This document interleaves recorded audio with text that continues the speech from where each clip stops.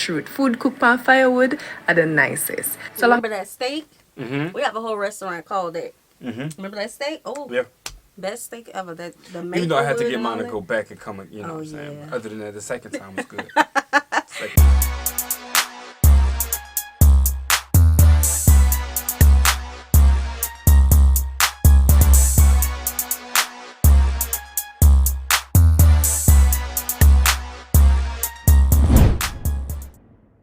What's good, y'all? It's the Demouchets REACT, and we're back with another video. Who we got today, C? Today we're back with another American reaction. Super excited about this video. If you're new to us And we're new to you, make sure you scroll down, hit that subscribe button, and turn on the post notification bell because we're on the road to 200K.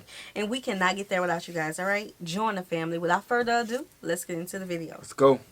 welcome to the Megabush Village.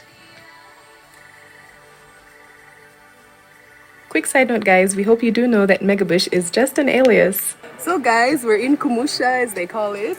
What's the village? Yeah, we're in the village. As you can see, there's a huts. So he's it's Jamaican. a bit like going back in time. She's Jamaican. They're Okay. cow-drawn carts.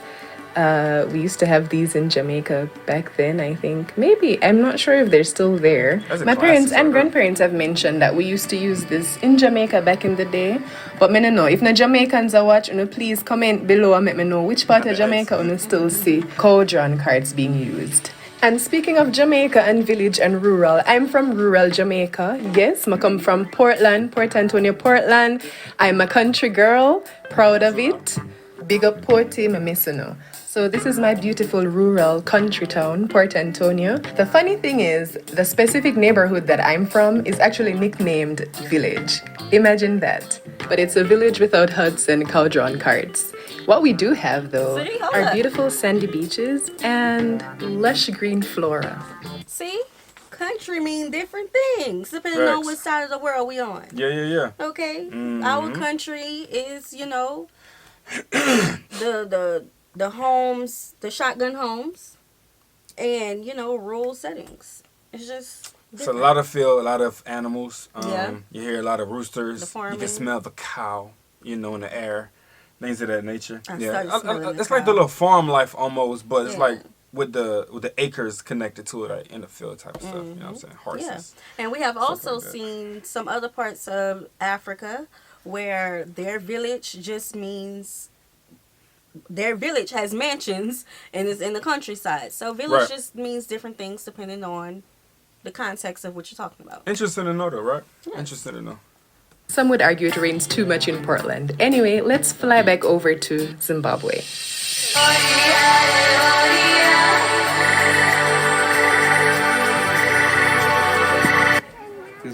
One thing about these villages, if the elders don't get to you first, some children will. They gonna come. Who is that walking up here? Right. Let's go look a little closer, y'all. It from? So guys, we're gonna just show you. Okay. Wants to get picked up. Oh, there we go. The full mega family. Yay! Say hi. Say hi. Say hello. He's smiling. Say hi. I'm in the village. I think kids just want to get higher. Be looking around. And the freedom to roam. Yeah. It's quite nice out here. Natural air. So the first thing is to be appropriately dressed for the village by wearing a wrap, or it's called a Zambia here. You'd also wear a head wrap, but I decided to wear a hat to have shade from the sun. Additionally, this trip to the village was not our usual trip. It was actually to attend the funeral of a relative. In order to remain sensitive to the family, we'll only share a short clip. Beside it being a funeral, is it mandatory to dress the attire way that the villagers dress when meeting and visiting? You know? Well, remember we've seen in different videos where people would, like even the tourists, when they'll go to the village, they dress them in their attire. Mandatory. So maybe it's just a sign of respect. You come into their home. You know, it's like just a like welcoming. us. Yes, it's just like us when people enter our home, we want them to take off their shoes, you know, to respect our home. It's just like that. Feel that. Check it out. Look. Hey.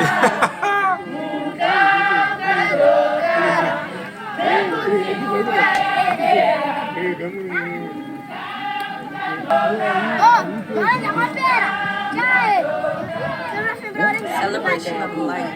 That's all it is right there. When families 100%. gather, whatever the occasion, food becomes central. Now, this might not look like food, but here it is. I've joined in with the other ladies to help clean and wash cow intestines, which will be prepared later as part of the meal.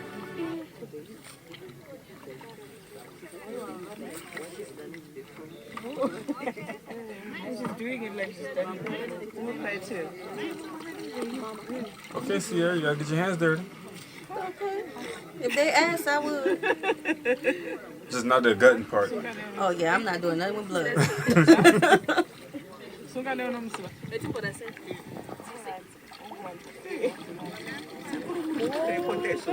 Hey.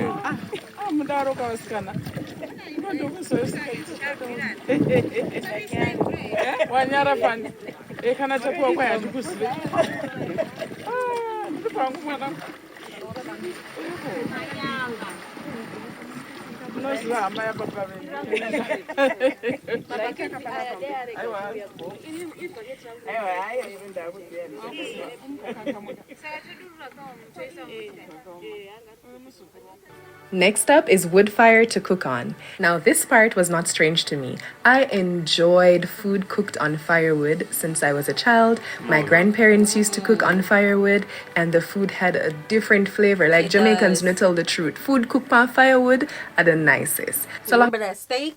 Mm-hmm. We have a whole restaurant called that. Mm-hmm. Remember that steak? Oh, Yeah. best steak ever. That the Even though I had to Maplewood get and mine all to that. go back and come, you know Oh, what I'm saying? yeah. Other than that, the second time was good. Second time Yeah, was good. but that wood, the flavor just seep into it. Yeah, it does hit different. Just like oven pizza and it's kind of cooked on a wood too. It's the The oven, what you call kind of those oven big is ovens? it? Y'all know what I'm talking Stone? about? It's the It's the with the stone? big wood and you put the piece I on and you think slide it's it in there stone, and you take it stone out. wood. It hit And they different. cook it on top of the wood and Yeah, it's made. yeah. Yeah. We tried. Y'all know what you're talking about. Yeah. not short of it, your girl know how to make a wood fire. Cooking for a large number of people is no good. easy feat. Ever heard the phrase, it takes a village to raise a child? Well, in this case, it took a village to cook this meal. So we separated ourselves in groups and there was division of labor. Some people were cutting cabbages, some people were peeling potatoes. I was also peeling potatoes. Some people were dicing the potatoes. Some people were cooking the chicken. Some people were seasoning the chicken. Some people were fetching water. Some people were washing plates. I mean, there was massive Beautiful. division of Everything's labor, been done. and I found that to be very, very intriguing, the way everyone worked together by individually working on their own tasks.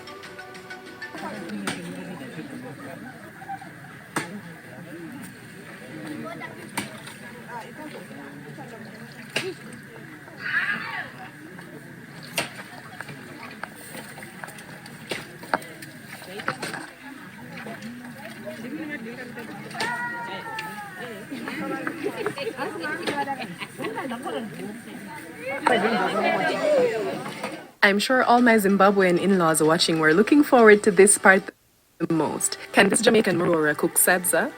Well, Okay, show job. It's a lot of work right there. I hope you guys weren't expecting me to take over this big pot from these ladies.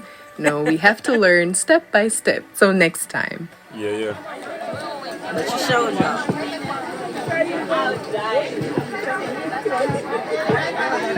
Look at the union, bro. Look at everybody. This like, process is as labor intense as it looks. Hats off to these ladies. In the Shona culture, a woman is expected to be able to make this meal. While many women are unable to cook this large pot of sadza on their own, being able to cook sadza for her family and small family functions is the standard.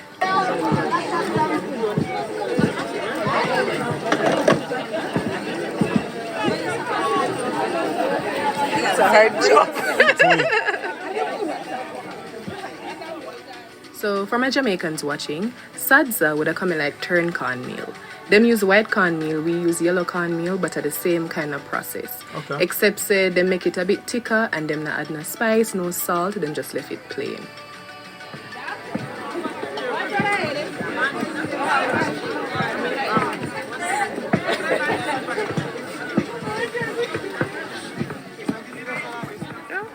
So sedza is served. Okay, so I'm interested in knowing, outside of the continent of Africa and obviously Jamaica, what other cultures use like something like pap or fufu or what she said, setsa? I believe so.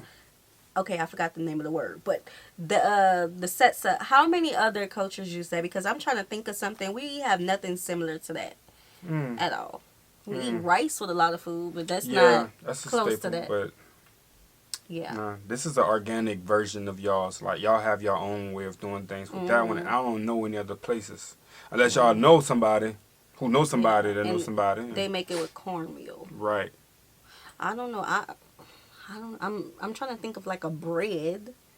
And that's kind of like what it's kind of like what it look like it's going into. Like if you want it to be that, you can make it that. Yeah. But it's really like we have nothing close that I can think anything. of. And it's coming from somebody who cooks soul food. I cook soul food. But so yeah, we can always make it. Yeah. Yeah. We just never have a big pot with the. We're gonna do it real simple. We're gonna be whisking it. Yeah. Plain, as I said before, no spices, no salt, because it's eaten alongside a relish and meat, which is usually savory and salty and brings the flavor to the meal.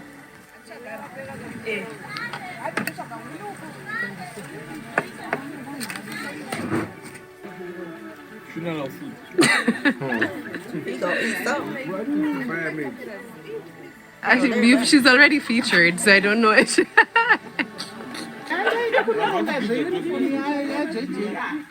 Like you said, funeral hats. In the future, we hope to share a video about how funerals are done in Zimbabwe. It's different than we're used to, for example, in Jamaica. So after all the cooking and eating is done, we need water to clean up. The primary source of water here was from the well, and I'm gonna go over and try to learn how to use a well. I mean, how difficult can it be, right? So Tony is gonna guide me through it since it's my first time.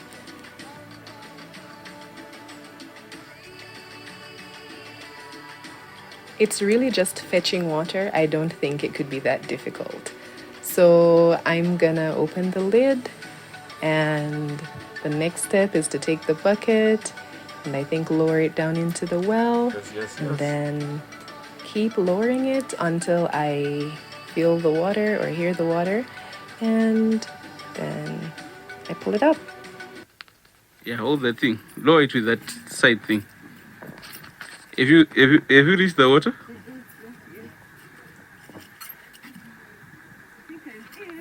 Mm-hmm.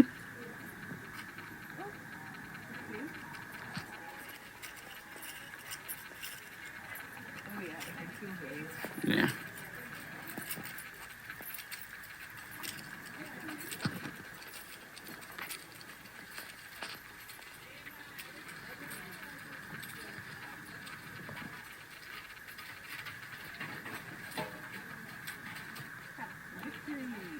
Oh, it's about to fall. You hold the thing. Yeah, and then you pull it. You hold the other thing with your one hand on the Got some chain. raw footage right here today. And then you pull it. And then you release the other one. Yeah, like that. No. Okay, let me do it. Yeah, Western.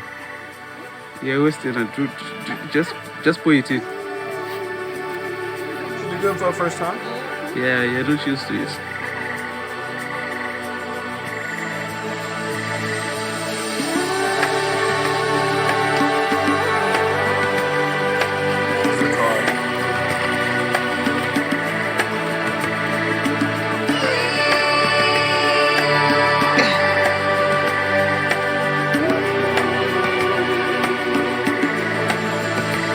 Sharon is Karen.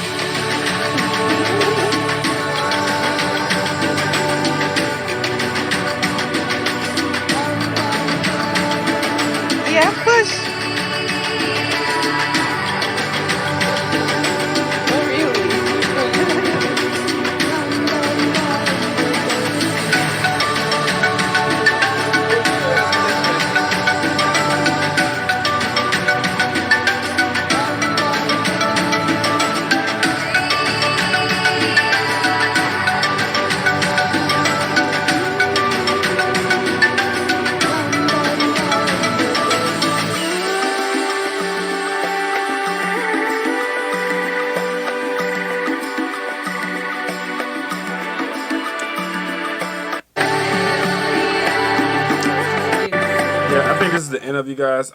It just video got me thinking. Like when she said that it takes a village to raise a child, was it? Yeah, I really believe that 100% because it's like when you involve your children in certain things that you do on your daily basis, they understand that. Like for instance, Sharon is Karen. If they know to pass the plate, you know what I'm saying. Right, if they know to wait your turn, they know the manners early because they're involved. Because a lot of times you may hear some parents say, "I need you to go play with the children.